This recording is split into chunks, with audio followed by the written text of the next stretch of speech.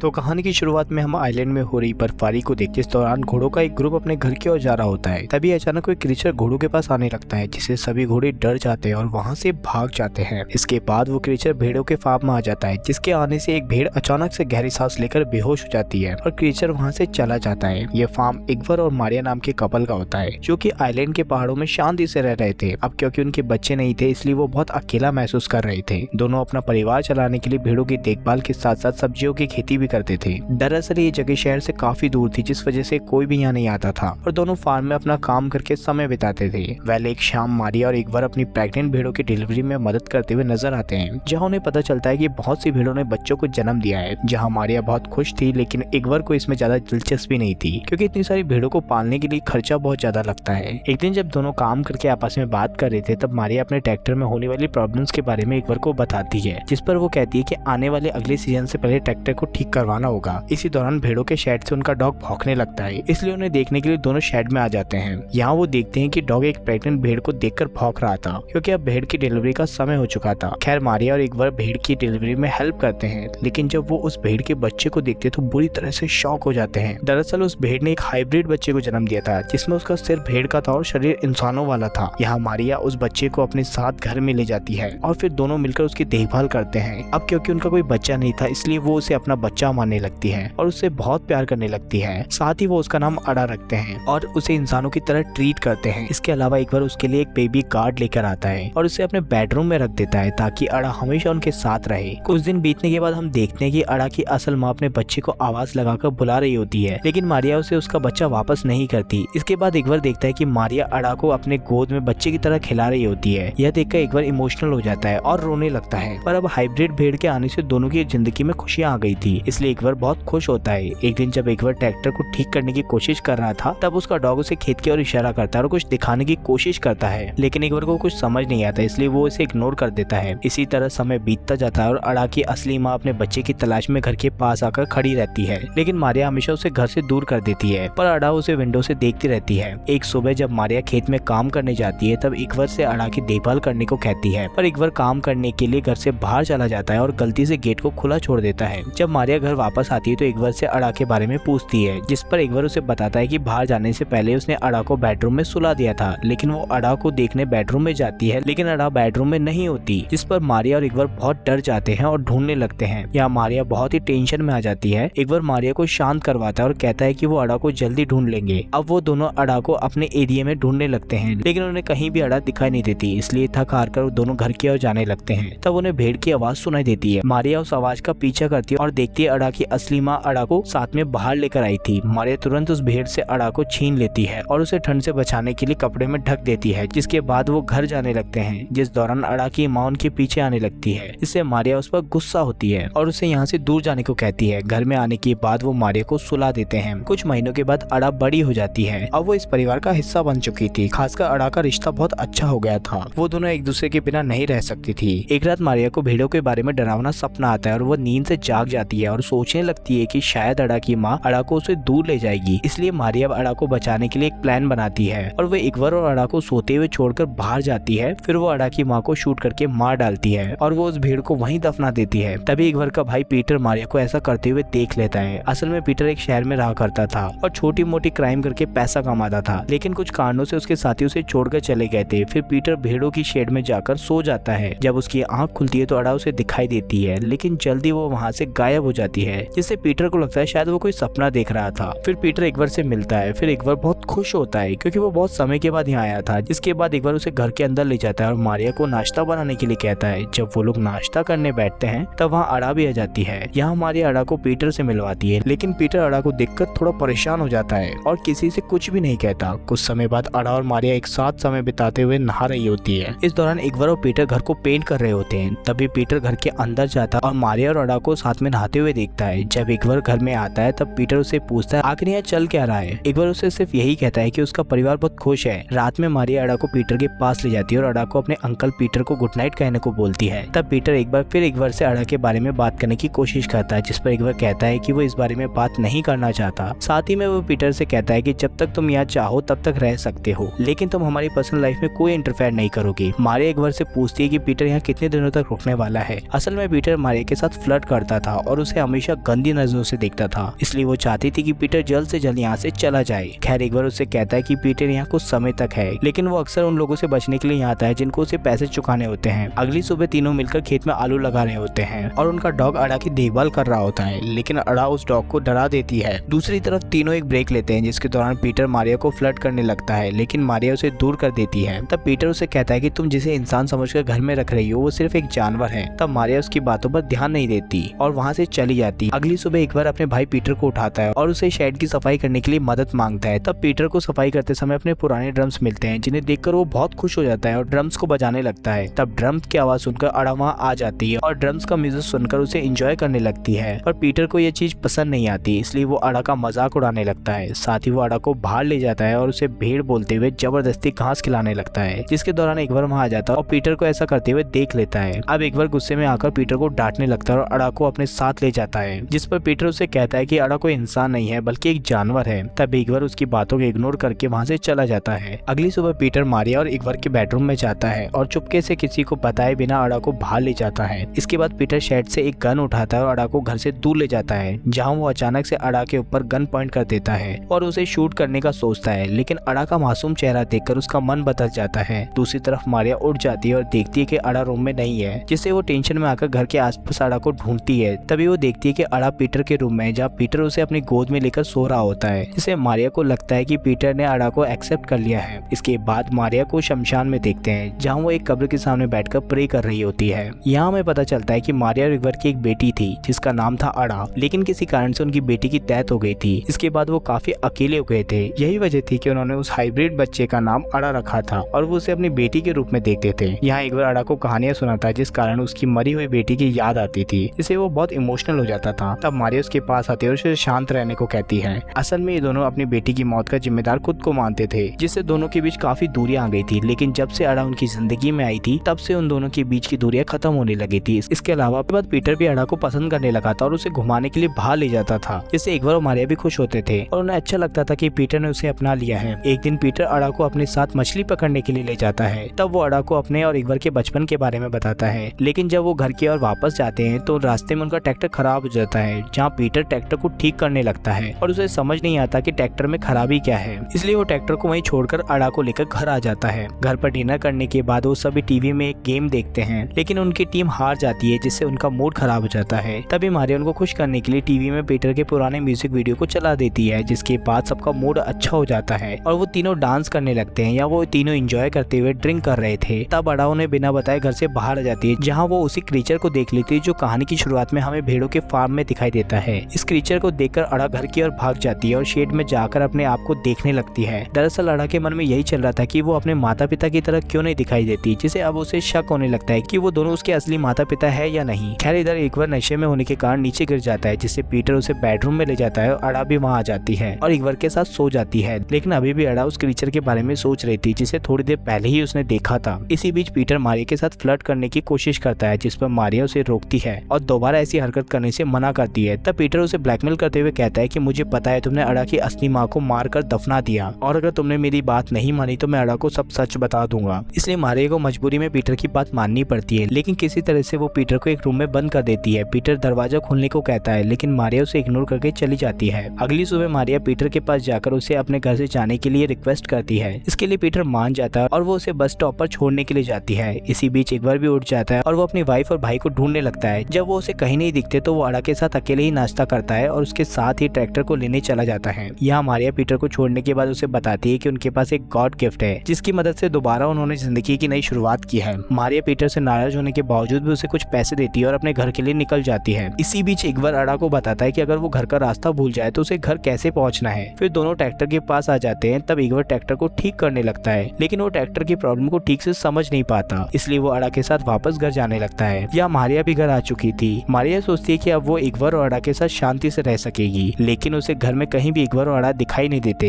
तभी उसे गोली चलने की आवाज सुनाई देती है, जिससे मारिया डर कर फार्म की ओर भागने लगती है। यहाँ हम देखते हैं कि उस क्रीचर ने इग्वर की गर्दन में गोली मार दी थी। ये क्रीचर भी आधा इंसान और आधा भेड़ होता है, जिसे हमें पता चलता है कि ये अड़ा का असली पिता है, और इसे देखने के बाद ही अड़ा को अपने माता पिता पर शक होने लगता है। खैर अब वो क्रीचर अड़ा का हाथ पकड़कर उसे अपने साथ ले जाने लगता है। तब अड़ा इग्वर के पास जाने के लिए अपने हाथ को उस क्रीचर से छुड़ाने लगती है, पर वो क्रीचर उसे पकड़कर कर ले जाता है और रोते हुए इकबार को देखती रहती है। जल्दी मारिया भी वहाँ पहुंच जाती है और इकबार को मरा हुआ देखकर रोने लगती है। अब मारिया के पास कुछ भी नहीं बचा था और वो पूरी तरह से अकेली हो गई थी। कहानी के अंत में मारिया अपनी सारी उम्मीद खोकर अपनी आंखों को बंद कर लेती है। दोस्तों, अगर आपको ये मूवी पसंद आई तो please subscribe the channel. Thank you.